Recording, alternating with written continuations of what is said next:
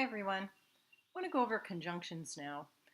You've learned the independent clause and dependent clause, and now we're going to look at how we connect those two and what kind of punctuation the connection requires. So one type of conjunction that we're going to learn are the fanboys. These are coordinating conjunctions. They're just the words for and, nor, but, or, yet, so. We use and but probably the most. What these conjunctions do is allow us to break a punctuation rule that normally we would need. I'm going to scroll down. I'm at the bottom of page 17 in the grammar packet, and I want to show you the clause connecting rules. So when we have a construction where we have two independent clauses together with no conjunction in between them, we basically have two sentences that we need to punctuate with a period. So independent clause needs to be separated by a period. Or we can use the semicolon. A lot of students use a semicolon incorrectly. They use it as a comma. It really is something that is instead of a period.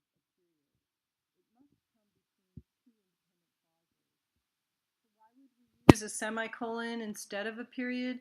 Maybe because our two independent clauses are so logically linked closely together that we don't want our reader to pause that long, and we just want to put a semicolon instead of a period in between.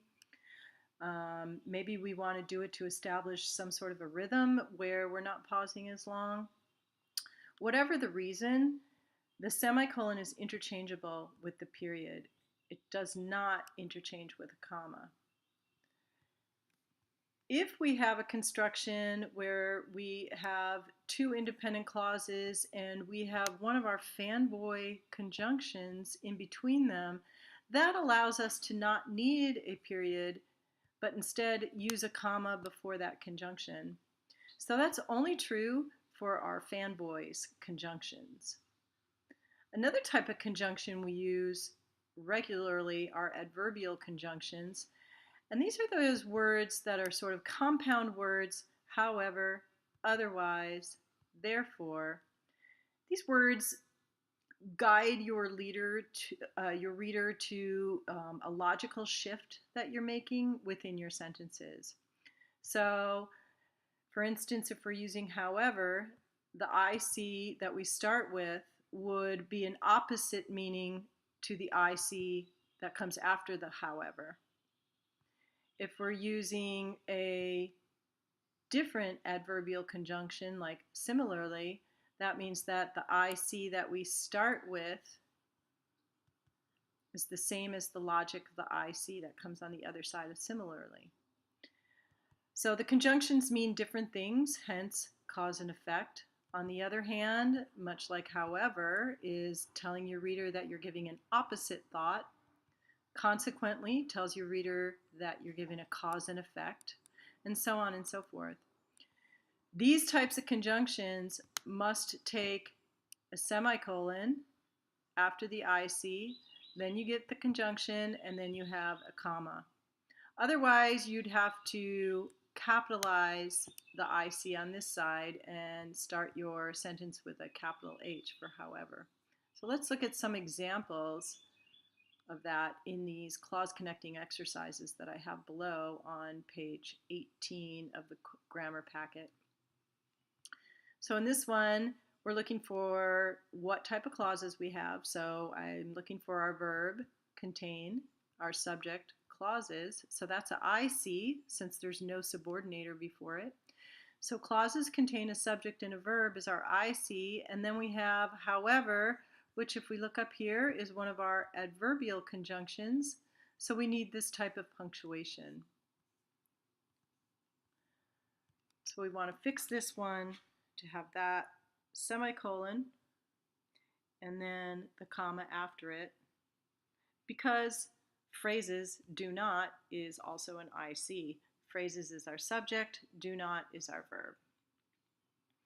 If there were not an IC on this side, you wouldn't need to put that semicolon, but because there is an IC, you have to have that semicolon with your adverbial conjunction. Let's look at the next one together. Sentences usually contain phrases, and a reader can become confused if there are too many. So contain is our verb, sentences is our subject. There's no subordinator before it, so it's an IC. Sentences usually contain phrases. Then we have one of our fanboys, and then we have another IC. A reader can become confused.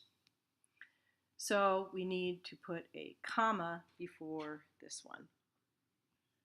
So take a look at these clause connecting rules and what type of punctuation you need depending on what type of conjunction you're using, and you can do the rest of these exercises on your own. I want to distinguish, before I sign off here though, between adverbial conjunctions and subordinators that you just learned above.